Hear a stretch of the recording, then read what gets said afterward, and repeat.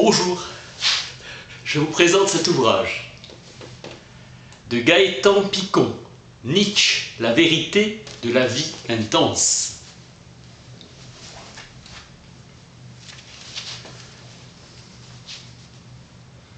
La visée du travail philosophique de Nietzsche est une science de l'homme, une sagesse au sens traditionnel. Théorie de la culture se développant avec une théorie de la connaissance. Comprendre, c'est en saisir le lien. Tradition, liberté de l'esprit, affirmation mystique. 1876-1882. Humain, trop humain, aurore, gai savoir. Nietzsche fait le procès de l'histoire, qui n'est pas une histoire, science et sciences. Illusion du savoir et de la connaissance, il renoue à la tradition philosophique fondatrice. Le style platonicien, une pensée vraie et salutaire, si elle permet à la vie d'accéder aux formes les plus hautes, les plus nobles d'organisation. Picon, toute croyance fausse est utile, car la raison de sa seule fausseté est la raison de son utilité. Seule la vérité est favorable à la vie, car la forme supérieure de l'existence est vraiment de la vie. La qualité de la vie permet la qualité de la pensée. Il faut être saint pour penser vrai et inversement. Extrême diversité, les motifs traités par Nietzsche, études et ses critiques philosophiques esthétiques, variété des centres d'intérêt. La réflexion philosophique alterne avec les considérations morales et les remarques psychologiques. Psychologie du croyant, du saint, de l'artiste. L'unité de tous ces thèmes est l'homme, européen du XIXe siècle. Il se penche sur la femme, sur l'enfant, il suit l'homme dans ses relations sociales, vu dans la solitude de sa vie intérieure. L'homme demeure son objet d'étude. Il n'en recherche pas l'essence immuable. Il ne la détache pas des conditions de sa vie. C'est à l'homme vivant, réel, qu'il accorde son attention. Une théorie de la civilisation, c'est l'ensemble des manifestations de la vie d'un peuple. Il recherche avant tout ce dont l'individu a directement conscience, l'ensemble des croyances communes à une société. La culture, c'est la civilisation intellectuelle, l'épanouissement de la vie individuelle basée sur la civilisation qui est une condition de son existence. Conception idéaliste de la civilisation, il ne s'attarde pas à l'organisation matérielle de la société. Il n'accorde aucune valeur déterminante et aucune existence propre aux faits économiques, politiques, sociaux, juridiques. Pour Nietzsche, la structure idéologique commande la structure matérielle. La conscience, le système des croyances est devenu l'infrastructure. La cause des bouleversements des institutions est le bouleversement des idées. La théorie est idéaliste, la croyance joue un rôle déterminant et naturaliste. Une civilisation est un organisme vivant. La pensée est un phénomène de la vie. À l'origine de toute la méthode de Nietzsche se révèle ce mouvement de régression, de remontée des effets aux causes. Il faut atteindre derrière ces croyances leur raison. La vie est plus profonde que la conscience et l'explique. Saisit le sentiment de la vie et le tempérament d'une civilisation, c'est saisir son essence même. La vie est perpétuel et universel conflit. Les civilisations saines sont plus vivantes que les décadentes. Elles assument plus de réalité. Une accepte la vie dans sa réalité tragique, l'autre a perdu la force nécessaire à une acceptation joyeuse de la vie. Vivre est pour la décadente un trop lourd fardeau. Refus et fuite, le XIXe siècle a découvert le temps. L'intelligence du devenir est la condition de la compréhension du réel. La civilisation grecque étant le modèle indépassable. À l'étude de Kant, ce que nous appelons vrai, c'est ce qui paraît tel à notre pensée. Ce n'est pas le réel. désespoir de la vérité. Son seul but le plus sacré s'est évanoui. La lecture de Schopenhauer, Le monde comme volonté et comme représentation, délivrera Nietzsche qui s'oriente vers des thèmes de réflexion proprement philosophiques. Représentation, volonté, phénomène, essence interne, l'existence d'une réalité absolue, aptitude d'une faculté extra-intellectuelle à la pénétrer. Le génie n'est pas un miracle. Il est le terme d'une lente formation. Les conditions de notre vie nous déterminent, et nous le déterminons aussi. Nietzsche nous apprend à toujours remonter à l'artiste, au penseur. Le tempérament du sujet est seul explicatif. Deviens celui que tu es. Les civilisations qui aiment la vie ont le goût de la pensée claire, de la vérité. Saines de type supérieur, celles qui s'en évadent sont décadentes et inférieures. L'exigence de vérité est l'exigence culturelle fondamentale. La philosophie de la connaissance est l'étude du pensable, complément de la philosophie de la culture. C'est l'indispensable complément de la philosophie. Les problèmes culturels sont suspendus aux réponses de l'analyse du savoir. La valeur culturelle de la vérité dans la philosophie esthétique de Nietzsche, période de sa pensée, 1876-1882. La vérité est une thèse permanente. L'esprit libre n'est prisonnier d'aucune croyance, un nomade intellectuel. Nietzsche s'interroge sur la valeur existentielle de la vérité. La vérité est inaccessible, il faut essayer de la définir. L'art en fournira l'illusion que l'intelligence n'a pas su créer. Servir la vie, tel est le but. La philosophie de la vérité est encadrée par une philosophie de l'illusion, l'art. L'art témoigne de toute la civilisation à laquelle l'être vivant appartient. Apogée déclin, Apollon apaisant contre Dionysos.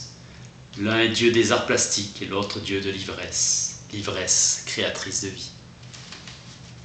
Nietzsche a le culte de la vérité et dédie sa vie à sa recherche. Goût inné de la probité, avide des sciences et du savoir désintéressé. Attaché à la religion protestante, rupture avec le christianisme. L'idée de la valeur culturelle de la vérité est une constante de la pensée de Nietzsche.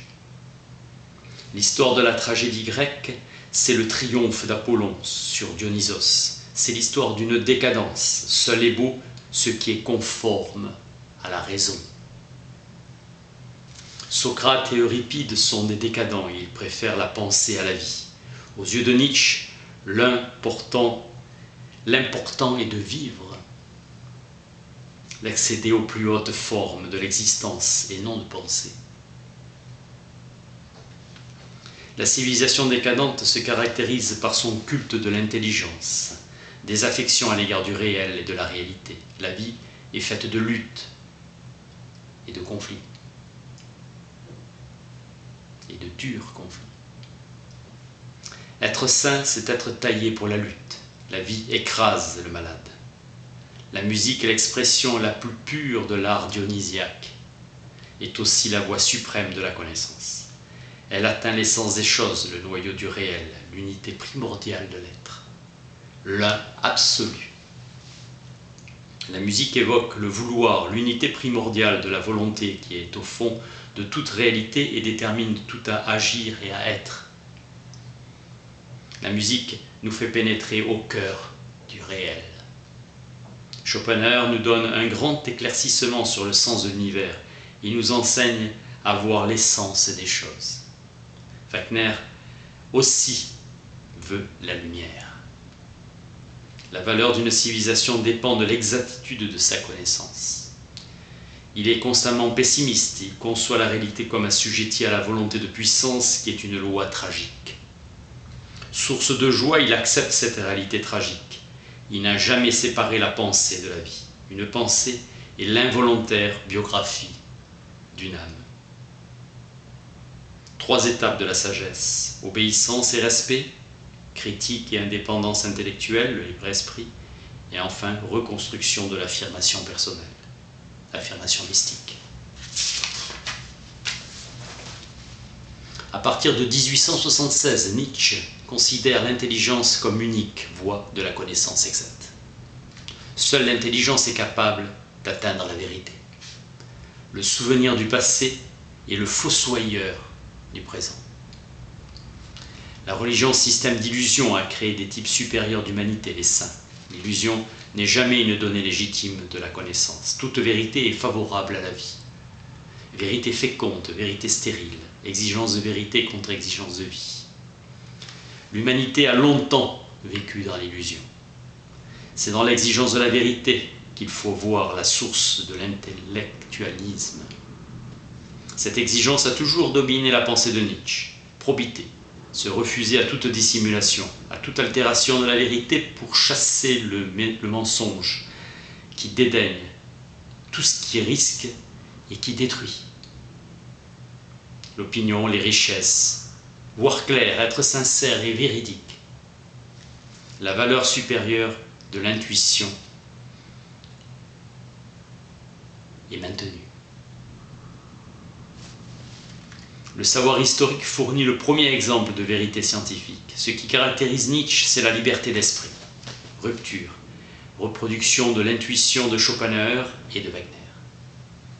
Disqualification de l'intuition, de la connaissance immédiate, du savoir extra-intellectuel sous toutes ses formes. La science, loin d'être hostile à la vie, lui confère sa plus haute valeur.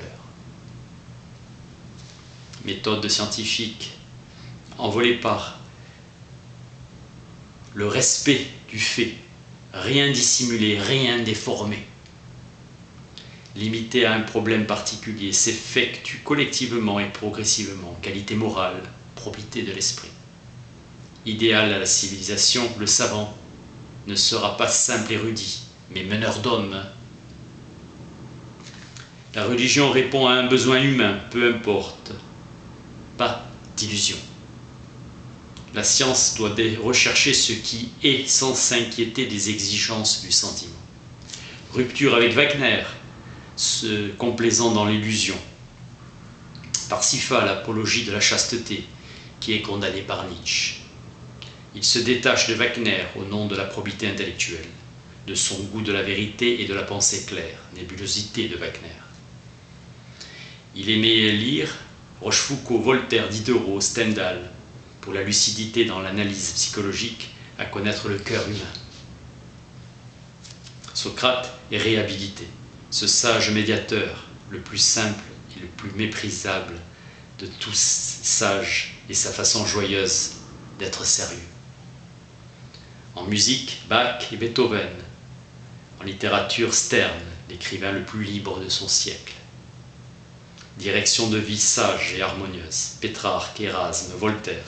Employer tout le temps de sa vie à développer la raison et à rechercher les traces de la vérité. Joie de l'âme, abandon d'un ciel nébuleux et lourd pour une atmosphère claire et transparente. Ineffable joie liée à l'existence. Le gai savoir, pour Nietzsche, tout désir trahit l'inexistence de son objet. Il ne partage rien avec son temps. Son premier livre est une méditation sur la civilisation grecque.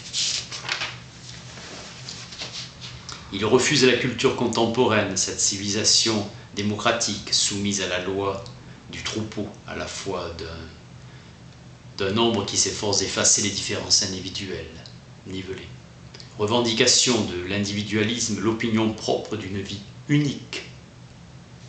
Il prône à la volonté de se déterminer soi-même, de s'estimer soi-même, la volonté du libre vouloir. Je suis passionné d'indépendance, je lui sacrifie tout, le maître et le créateur de soi-même. Stirner, anarchiste, Vinistello, l'homme a rarement tort, l'ordre social, toujours. La civilisation contemporaine est en proie à la décadence la plus complète. La société actuelle répond aux exigences de la masse, opposition du héros et du troupeau. Triomphe de la masse remplacé par l'humanité des héros. Condamne l'aristocratie intellectuelle. Rejette cette culture car éloignée de l'exigence de vérité. Le nihilisme européen. Les premières personnes grecques qui ont été distinguées ont recherché la vérité et celle de la coutume. Descartes fit du doute sa méthode. Une pensée épuise la vérité qui ne peut éviter le doute. L'art de la méfiance est au-dessus de sa portée. Le pessimisme risque d'être la rançon de cette libération intellectuelle. Le but n'étant pas le bonheur, mais la connaissance à tout prix. Joie nouvelle. La critique de Nietzsche se présente comme une négation de l'admis. Une civilisation décadente trouve son plaisir dans les réalités et ne peut qu'ignorer cette réalité qu'elle fait. C'est la propre de la décadence de vouloir une réalité autre que celle qui existe, s'évader du réel, donc de mentir. Désirer, c'est le propre de la décadence, le rejet du réel. Ce que nous souhaitons est ce qui est inexistant. Nos croyances sont erronées car elles sont les instruments dociles de nos tendances. C'est le désir qui nous a menés à confondre avec ce qui est, ce que nous voudrions qu'il soit. Besoin du christianisme. La pensée dépend de la vie. Le besoin métaphysique n'est pas source des religions, Schopenhauer. Il en est le rejeton. Transcender le réel, mais la réalité demeure. La croyance de l'au-delà est illusion constitutive de la religion. La vie est sévère et injuste, et l'illusion donne satisfaction. L'homme est l'animal qui a créé Dieu. L'au-delà pénètre le réel. La religion est née de l'inquiétude et du besoin. Illusion de faire de notre monde le centre des choses existantes. Interprétation erronée de faits naturels.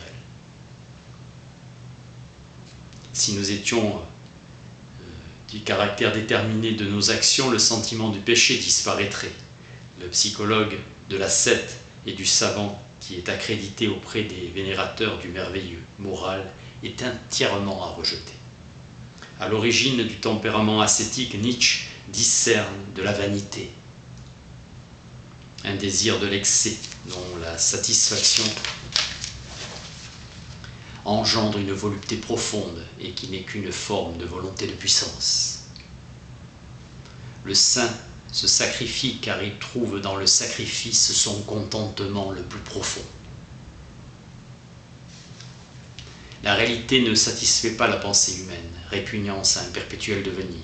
Cela déroute. Pour Nietzsche, le réel est tout entier enfermé dans l'apparent. Le monde en soi n'existe pas. L'intuition n'a que pour valeur de connaissance et elle nous en donne l'illusion. La volonté de développer son être en dominant est annexant tout ce qui peut favoriser cet essor. Les hommes bons, ce sont ceux qui trouvent dans les actes réputés moraux et désintéressés la satisfaction de leurs tendances personnelles. La domination de nos instincts nous procure le sentiment de la puissance. C'est une façon détournée de dominer autrui. Nul ne fait le mal volontairement. C'est l'instinct de conservation qui dirige nos actes, et nous, la libre volonté de bien et du mal. Il est donc absurde d'en vouloir à autrui, d'exercer des représailles. Il suffit de nous garder sans haine. Tel est notre intérêt. Seule la justice préventive est admissible. L'altruisme est un mythe de la réflexion morale. Tous les faits que l'éthique interprète comme des manifestations de l'altruisme relèvent d'un égoïsme sublimé. Les bonnes actions sont des mauvaises actions sublimées. L'homme libre est immoral, puisqu'en toute chose il veut dépendre de lui-même et non d'un usage établi. Mais la liberté n'est qu'illusion, déclare Nietzsche. Aucune sensation ne peut échapper au déterminisme rigoureux de la nature. Voir le monde tel qu'il est et éliminer le monde de l'imagination. Il n'y a pas de morale car il n'existe aucune réalité supérieure à la nature qui est le jugement. Tout est nécessité complète, irresponsabilité de l'homme à l'égard de ses actes et de son être, et refus de tous nos sentiments moraux. Le perspectivisme, la théorie de la connaissance humaine n'est que la perspective qu'un être vivant peut prendre sur la réalité.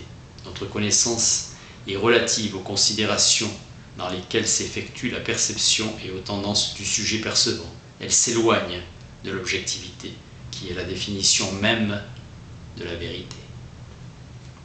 Les croyances sont erronées car elles sont subjectives. Elles objectivent des désirs au lieu d'exprimer des faits. La vie est volonté de puissance et la pensée, l'outil de cette volonté. La vie s'inscrit dans la connaissance. Will zur Macht.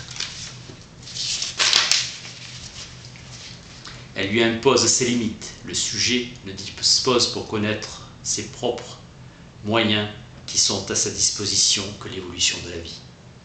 Elle détermine le contenu même de notre représentation.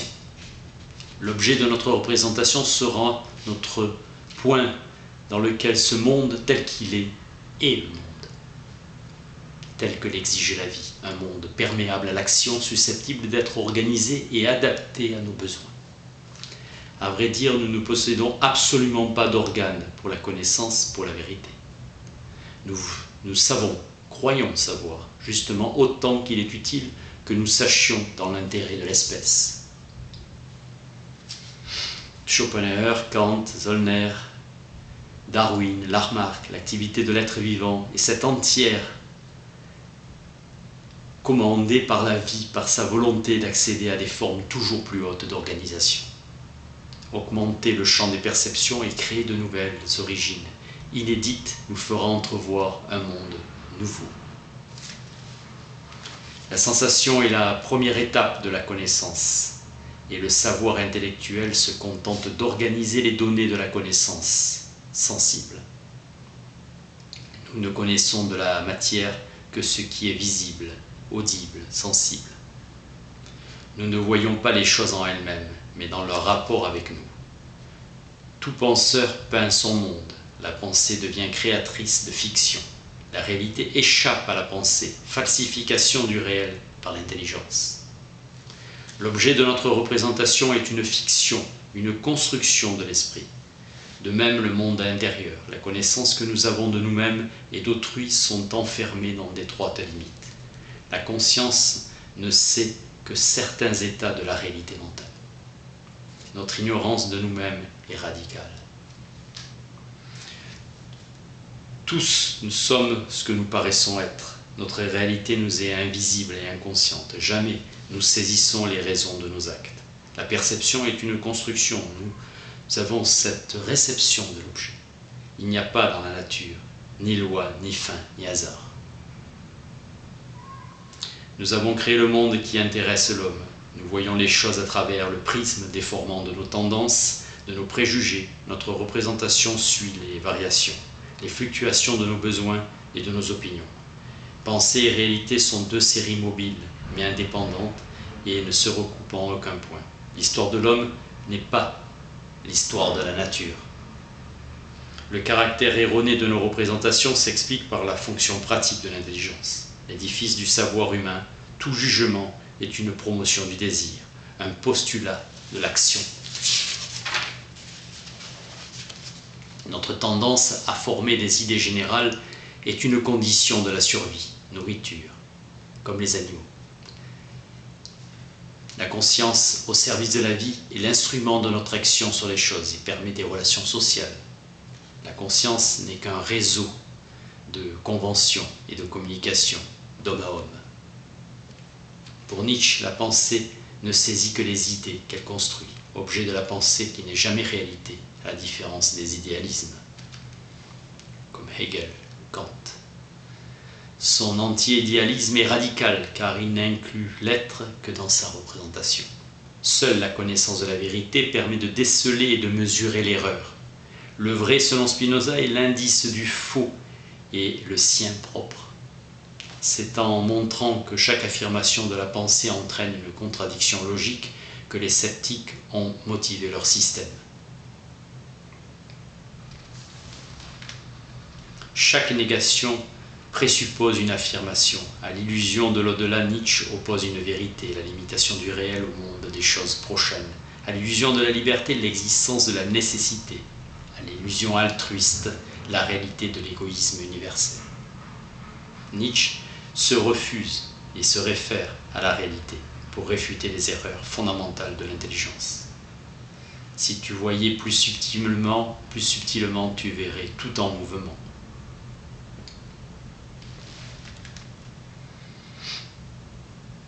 Les contradictions de Nietzsche sont faites à des moments différents. Autre position intellectuelle, sa pensée est mobile et ne menace pas la cohérence d'ensemble du système. La vie est contradictoire. Évolution des phases de la vie. La forme supérieure de l'existence procède d'une vision exacte de la réalité. Vivre vraiment, c'est être conscient de soi-même et exprimer par l'action ce que je suis. Nietzsche ne connaît pas d'autre type de vérité que la vérité de fait. Il ne possède aucune vérité, mais il sait que la vérité n'est pas. Il peut en donner une définition abstraite, à défaut d'un exemple particulier. On désire ce qui n'est pas. La science et la religion vivent dans des planètes différentes, sur des planètes différentes. Chaque erreur de la raison est née de l'inquiétude et du besoin. Nous sommes la cause de nos propres erreurs. Nietzsche compare la science à la patiente traduction d'un texte difficile. La science se construit progressivement, excédant un seul esprit par une durée de la vie humaine, au-delà de la vie humaine. La justice est une vertu active, une caractéristique de la force. Elle est force, la justice. La vérité sera l'erreur affinée, l'erreur corrigée, réduisant la subjectivité et augmentant l'objectivité. Les croyances sont rejetées à cause de leur coefficient maximum de subjectivité. L'espèce est l'erreur la plus grossière et l'individu est l'erreur la plus fine. Ce que nous appelons vérité n'est qu'une approximation. La vérité, c'est l'approximation qu'on ne peut plus dépasser. Limite pour notre pensée. C'est l'erreur irréfutable. La connaissance est comparable à une longue ascension. Avec le monde organique commence l'imprécision et l'apparence. Seul l'inorganique n'a pas d'angle égoïste afin de pouvoir subsister. Forme suprême de la connaissance, intuition cosmique. L'État ne veut que la vérité qui le sert, la vérité utile. Une des revendications de la culture consiste à soustraire la philosophie de tout contrôle de l'État et de l'université. Une pensée n'est que l'indice d'un tempérament donné. Elle ne se retrouve dans les tendances, dans les sentiments qui la sous-tendent. Et suspect cette adulation du succès, cette idolâtrie des faits, des croyances établies qui s'appuient sur la tradition, tout ce qui accourt. Nietzsche est un non-conformiste militant. Son attitude, sinon révolutionnaire, du moins, est celle d'un insurgé perpétuel. Les croyances bienfaisantes sont accordées à nos désirs. Nietzsche reproche à la philosophie universitaire de n'avoir jamais attristé personne. Il fait du réel une conception tragique. La pensée est au service de l'action. Elle possède un caractère téléologique. La vérité reçoit la définition théorique du réalisme, l'adéquation de la pensée à l'objet. Le monde est fiction de l'esprit. L'exigence de vérité, dédain des préoccupations utilitaires, censure véhémente du matérialisme contemporain et d'une civilisation qui ne recherche que son bien-être. Mépris des tentatives d'amélioration des conditions humaines et désaveu des inventions techniques de la science moderne. Antipragmatisme. L'effort que l'homme accomplit pour organiser la réalité matérielle est une manifestation de l'existence inférieure. Or, l'intérêt de la connaissance est opposé au seul intérêt de la vie descendante. Ne pas voir le réel qui est trop lourd et s'adapter ses désirs en les altérant. Une vie ascendante, maîtrisant les choses, permettant à la vie d'accéder aux formes les plus hautes, les plus nobles d'organisation. L'esprit libre contre l'esprit serre. une vérité accessible et salutaire. La vérité est la forme la moins grossière de l'illusion. La vérité exprime l'ordre du monde et non l'ordre de nos désirs. L'esprit libre incarne les exigences de la vie ascendante. L'esprit sert ceux des descendants.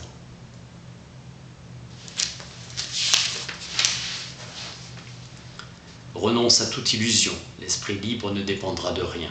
Création. Pense autrement. À l'esprit sert, c'est la routine conservatrice qui pense par accoutumance, sans raison que l'habitude remplace. L'esprit libre veut le vrai et proscrit tout ce qui peut être une entrave. Des intérêts sans aucun souci utilitaire, par opposition aux esprits liés comme des nomades intellectuels. L'esprit libre obéit à un impératif moral. C'est l'amant de la vérité. Vertu, probité, génératrice de joie intellectuelle intense. Préférer périr dans la vérité que vivre dans l'erreur. L'exigence de vérité est l'exigence la plus impérieuse de la vie supérieure. La vie décadente est la non-vie. L'idée du péché que la religion a construite et que la morale reprend avec la distinction du bien et du mal a tari les sources de la joie. Cela double notre souffrance. La traiter comme un fait naturel, c'est la comprendre et alléger notre douleur. Sentiment de faute, de remords, de repenti, d'expiation. Jugement erroné qui redouble l'état de conscience. La justice répressive doit faire place à une justice préventive et curative. Comprendre, pas aimer ou haïr. Rechercher la vérité exige une indépendance de l'esprit. Le pouvoir de penser, contrairement aux manières reçues de se libérer des traditions de la routine, et préférer les voies difficiles, les sentiers non battus de l'initiative individuelle du libre examen. L'esprit libre est menacé par sa situation matérielle, objet de la réprobation publique, rompre avec ses habitudes. Cette expérience de la liberté de l'esprit ont des descriptions dramatiques. À mesure qu'on avance dans le chemin de la connaissance, une nouvelle habitude se forme. La vérité deviendra l'habitude de la vie, créant ses organes. Persévérer, la joie et la santé, le gai savoir, se recouvrir d'optimisme. Le rapport avec la douleur et la sensibilité s'en trouvera modifié. La valeur de la vérité en tant que discipline générale de l'esprit et de la vie. Rien de plus utile que le vrai, car c'est dans la recherche de la vérité que la vie prend sa signification la plus haute. Il faut être saint pour penser vrai. Progresser, c'est obtenir de la vie ce que le passé n'a jamais su obtenir d'elle. Aller vers une forme imprévisible et vierge de l'existence, et non pas repasser sur ses propres traces. L'humanité progresse, car demain n'est pas un retour à hier. La civilisation du libre esprit est l'idéal de l'intellectualisme, type supérieur. Le perspectivisme marque la fin de l'intellectualisme. Puisque la pensée ne peut posséder la vérité, la vie doit se mouvoir dans l'illusion. Période de l'affirmation lyrique. La vérité ne se découvre qu'à la passion, la probité de l'esprit. Nous sommes moins attachés à la vérité qu'à la joie qu'elle nous procure. Et si la joie est l'objet principal de notre recherche, peut-être la découvrirons en dehors de la vérité. Être heureux est le seul objectif digne d'être atteint. Il n'y a pas de savoir. La vérité aussi est une idole à briser. Dépendance de la pensée à l'égard de la vie, relativité de tout savoir, les formes supérieures de l'existence ne pouvant être associées aux formes inférieures de la pensée. Invalidité rationnelle d'une croyance. Le propre de la décadence est le fait de se détourner du réel. C'est à la fois de mal penser et de mal vivre. Le christianisme n'est qu'un tissu d'observation. Rien ne touche à la réalité. Zarathustra exalte de son côté la probité de l'esprit, recommande de rester fidèle à la terre. Aimer la probité, enseigne Zarathustra. Amant de la vérité, son disciple est l'idéal qui lui transmet et se refuse à toute compromission, refusant tout ce qui risque d'altérer la vérité. Je préfère un peu claquer des dents que d'adorer des idoles. Seuls sont dignes ceux qui portent leur conscience dans la tête. L'affirmation logique de la grande vérité cosmique. Création d'un type supérieur de l'existence. Difficile élaboration d'une humanité nouvelle. Le surhumanité. Je vous enseigne le surhomme, disait Zarathustra. L'homme est que quelque chose qui doit être surmonté. Du ver à l'homme, et vous êtes resté vert. C'est la pensée vraie et non l'illusion qui permettra à la vie de progresser. Une grande vérité, le retour éternel. L'impression de l'éphémère, la fuite irrémédiable du temps. Faites de votre vie une œuvre digne de l'éternité. Nous cessons d'être des esclaves du passé. Le poids du passé devient le poids de notre volonté créatrice. Sa philosophie requiert l'exactitude du savoir, la liberté de l'esprit et l'idéal de l'intellectualisme. Atteindre la surhumanité qui est devenue la plus haute expression de la vie. Je n'ai jamais à choisir. Révélation. Il est celui qui a vu. J'ai vu la vérité nue. Nietzsche nous convie à nous approcher toujours de plus en plus de la réalité par la pensée et d'accepter que la réalité comme objet de connaissance. Vivre une vie digne d'être vécue, c'est vivre au contact du réel, vivre dans l'intimité et dans la confidence des choses, vivre au rythme de la nature, dans l'axe du monde. Il recommande de remonter de l'œuvre à l'artiste et de considérer toute philosophie comme l'instinct d'un régime personnel, sa pensée. Une valorisation du réel, une religion du fait. Amor fati, cet amour du destin, c'est sa formule pour la grandeur de l'homme. Il n'a jamais cessé d'aimer la vie. L'amour de la vie fait une adhésion passionnée et entière. Nietzsche est par-delà le bien et le mal. Il ne recherchera pas le plaisir, mais un certain degré d'intensité de la vie que partout il découvre. La réalité tout entière n'a jamais cessé d'apparaître à Nietzsche d'une plénitude et d'une densité insoupçonnée. Sa vitalité et sa richesse qu'il portait en lui-même.